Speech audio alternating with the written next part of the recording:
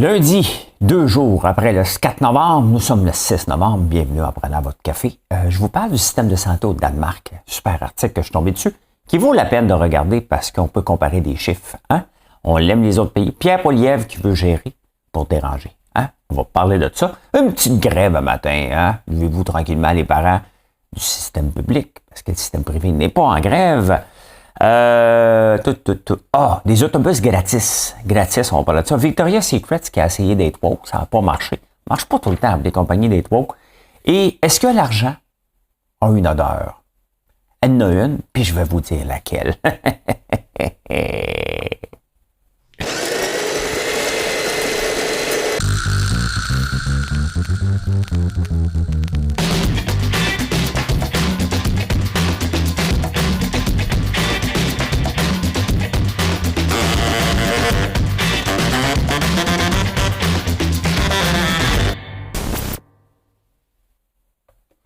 Avez-vous fait un like? Vous êtes-vous abonné? C'est demandé, c'est fait, on passe ça tout de suite. Au Danemark, très intéressant, dans les 40 dernières années, ils ont décidé de renouveler, refaire leur système de santé. On est dans la réforme de la santé de Christian Dubé, puis ça fait longtemps qu'on parle des réformes. On est quand même passé du meilleur système de santé au monde à on n'en parle pas pantoute. Hein? Au Danemark, ils sont 6 millions, on est 8 millions ici.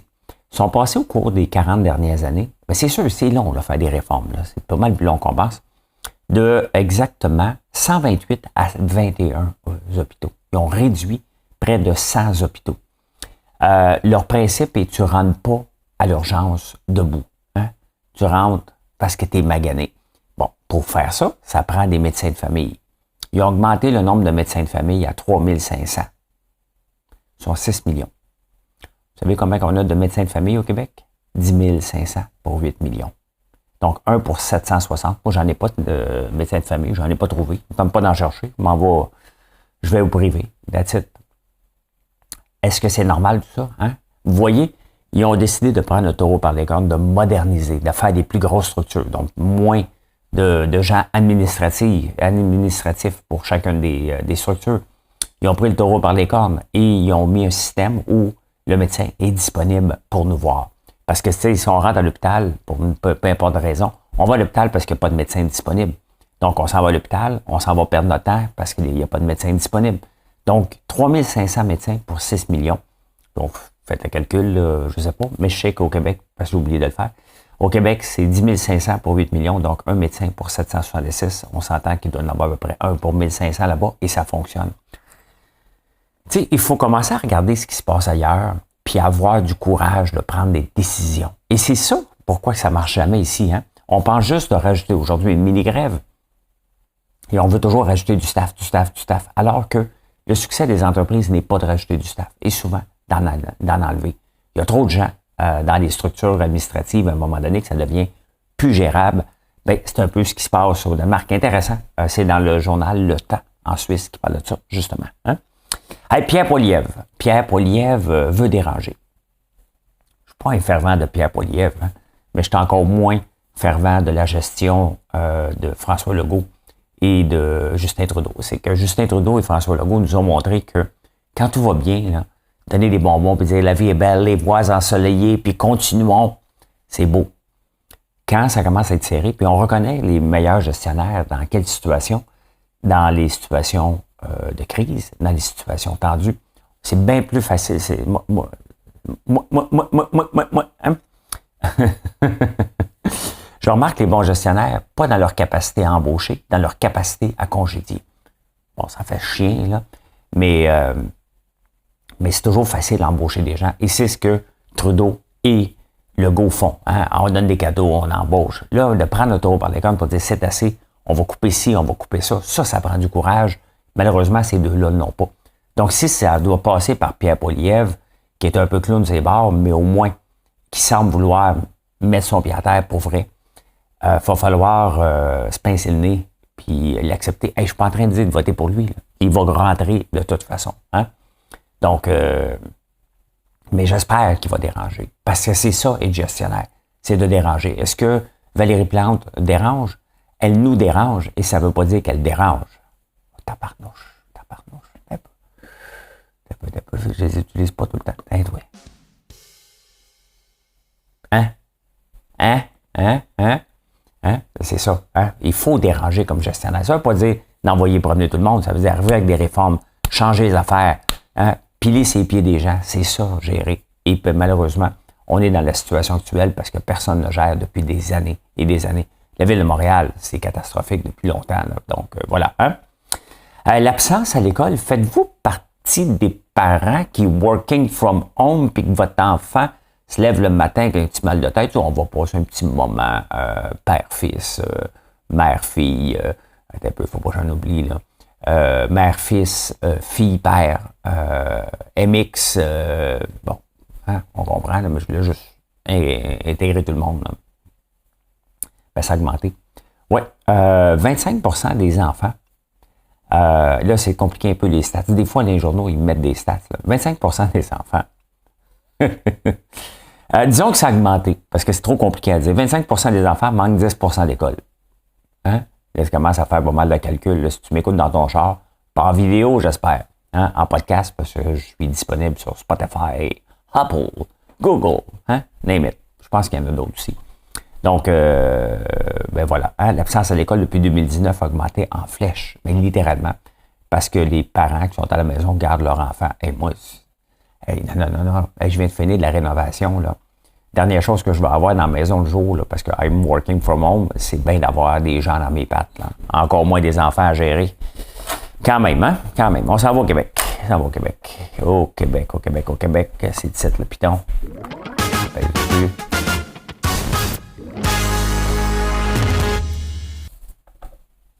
Faut que je sois vite sur le piton ici pour gérer ça. Avez-vous un chalet? Hein? L'avez-vous transformé en maison principale? Parce qu'il y a de moins en moins de chalets. Le nombre de chalets a diminué de 17 000. 17 000 de moins de chalets qu'avant. Vous savez pourquoi? Working from home. Hein? Un chalet est devenu votre résidence principale. Donc, ça a enlevé des chalets.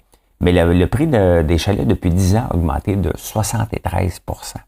Et des maisons principales, 57%. Quand même, hein? Quand même 10 ans, mais vous auriez encore fait plus d'argent en mettant votre argent à la bourse. Là. Oui, dans le S&P 500. Je sais que je suis fatigué avec ça, mais c'est la réalité. Pareil. The naked truth, comme dirait. On va regarder ça ensemble. Et je dis pas, là, j'aime ma maison et ma maison m'aime parce que je m'occupe d'elle. Hein?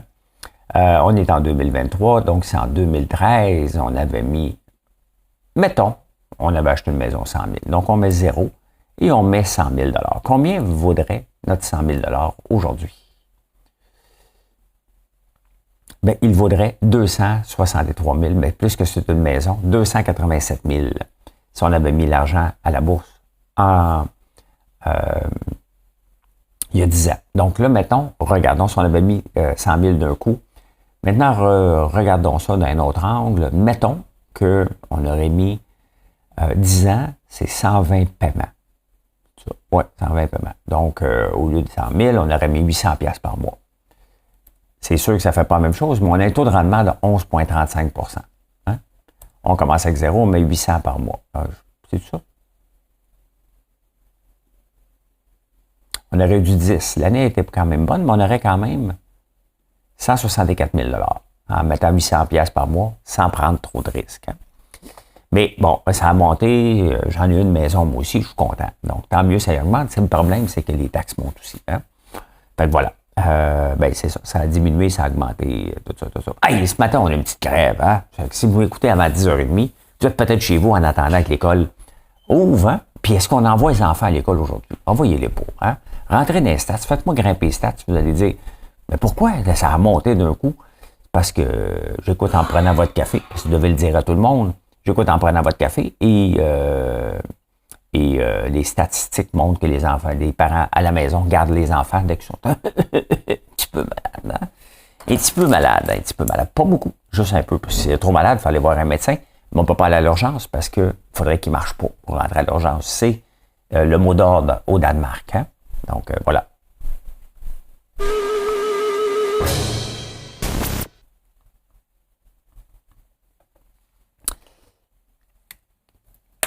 Qu'est-ce qu'on fait? Qu'est-ce qu'on fait avec le transport en commun?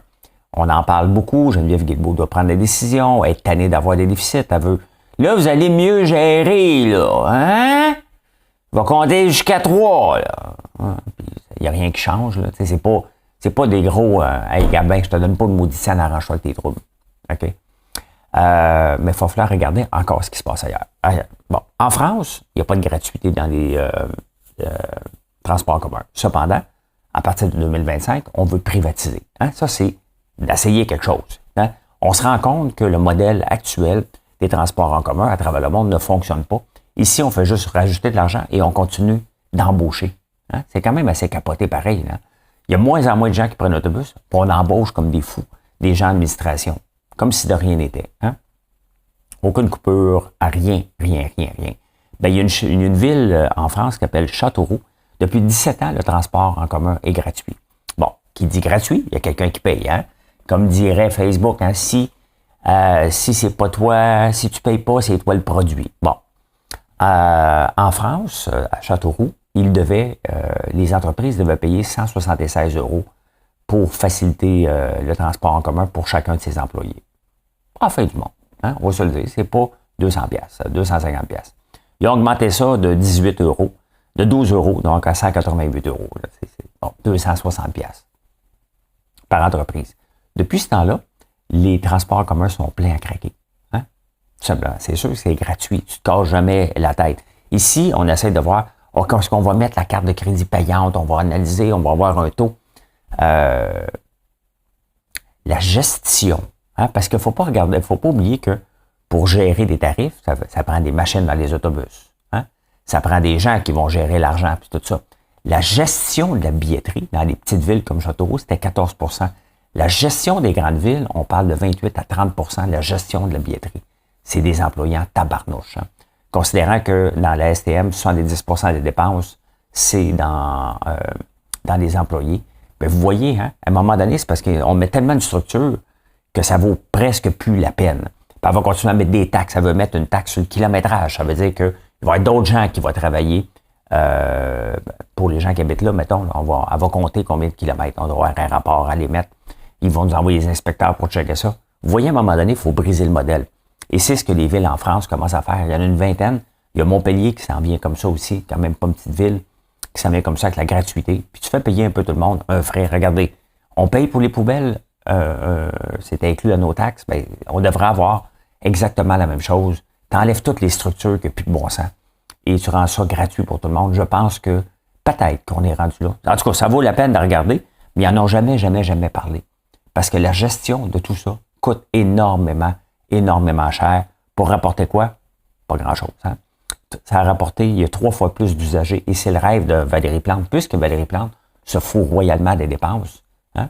Et de l'argent, elle devrait faire ça, tout simplement. Mais il faut qu'elle congédie des gens, ce qui risque d'être pas mal impossible. Hein? Impossible à faire du tout. Ça va en finance.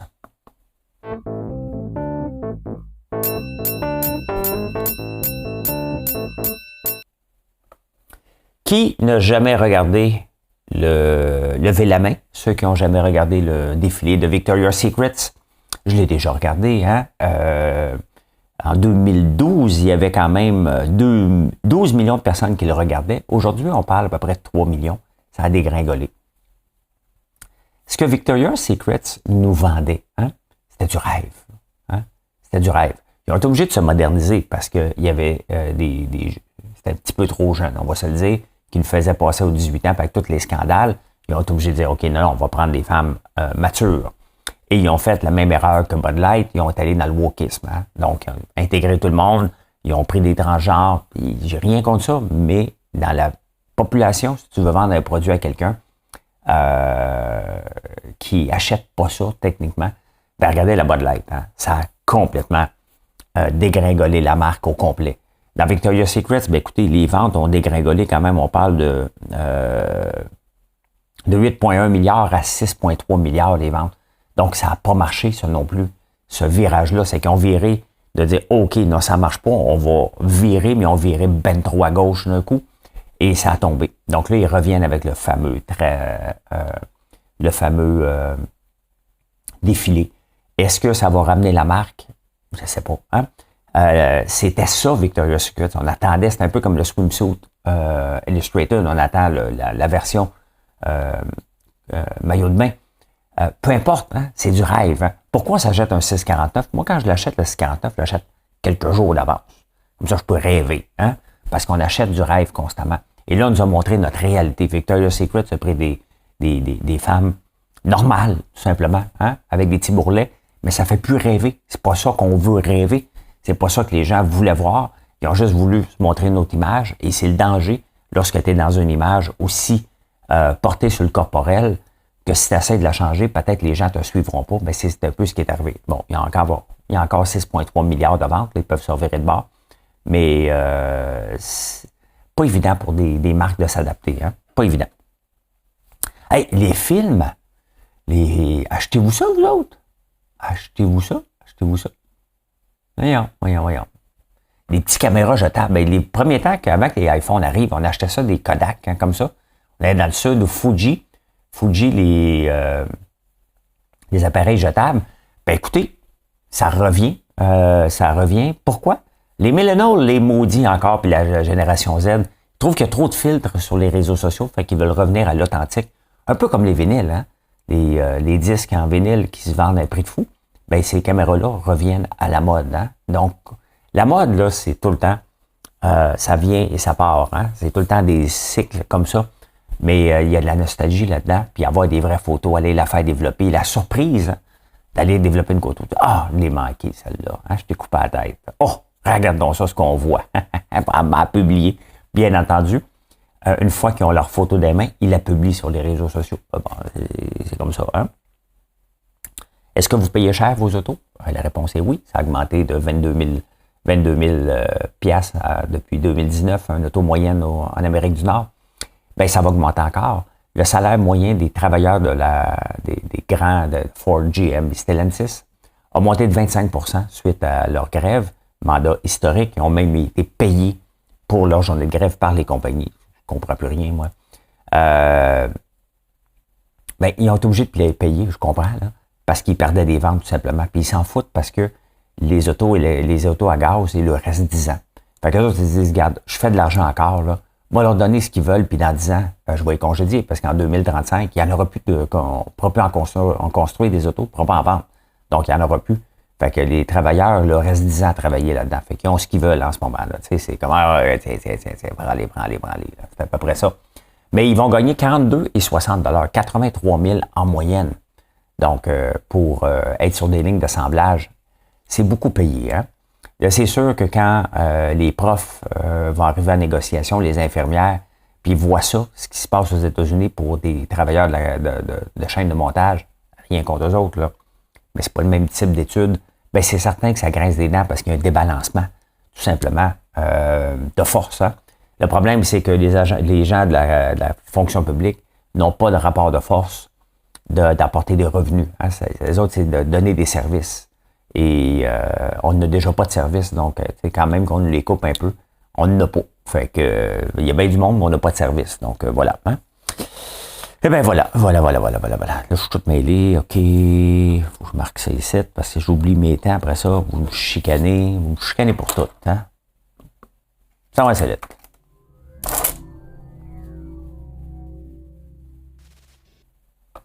Ben, écoutez, on parle tout le temps du prince Charles, du prince Harry, tout ça. Il y a une autre monarchie qui existe en Espagne et je vous la présente. Voici Madame, parce qu'elle a 18 ans maintenant, hein? Léonore de Bourbon et Ortiz. Hein? C'est la future reine d'Espagne. Son père est encore jeune, quand même, il a 55 ans. Elle a 18 ans, elle vient d'avoir 18 ans. Et on va en entendre parler parce qu'elle est jolie, elle ressemble, ceux qui la voient pas, ressemble un peu à Eugénie Bouchard, je dirais. Donc, on va la voir un peu partout. Elle vient de prêter serment à ses 18 ans. Elle va aller à l'armée, à l'école de l'armée pendant 3 ans. Ça serait la première reine depuis 1868. C'est le même système qu'en Angleterre. Donc, il y a une monarchie qui sert à rien, mais qui est utile en même temps. Ça a l'air. Bon, en tout cas, salut, on va en entendre parler. Imagine-toi, ça va prendre un thé avec le prince William. Oh, hein? Quand même, hein? Mieux dormir. Ben, j'ai un bain maintenant dans ma maison. Fait que je vais prendre des bains. Pas le temps parce qu'il faut que j'aille faire les débatteurs à 10h30. Ben, pour mieux dormir maintenant, il est là la solution. Hein? C'est un bain. Vous devez prendre un bain 90 minutes avant d'aller faire dodo. Et pas n'importe quel bain. Un bain de 15 minutes. Si vous prenez une douche, c'est une douche de 20 minutes. Hein? Gaspilleur d'eau! Moi, je prends ma douche. Pas longtemps, me lave, fous ça à l'eau froide et donc je fais tout ce qui tout ce qu'il faut pas. Allez-vous pourquoi faire? Je dors pas beaucoup. Je dors vite, mais pas beaucoup. Hein? Et en terminant, est-ce que l'argent a de l'odeur? Hein? Ben, sentez l'argent la prochaine fois et pensez-y à quoi ça sent. Ben, l'argent, une étude sérieuse a déterminé que l'argent sentait la sueur.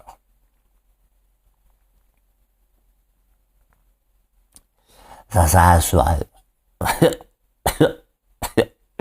Ouais, eh ben c'est ça, on y touche avec nos doigts, hein, puis on met ça dans nos poches. Fait que, oh, ça sent l'argent. Ben, dites-vous que ça sueur de quelqu'un d'autre, hein? Fait que,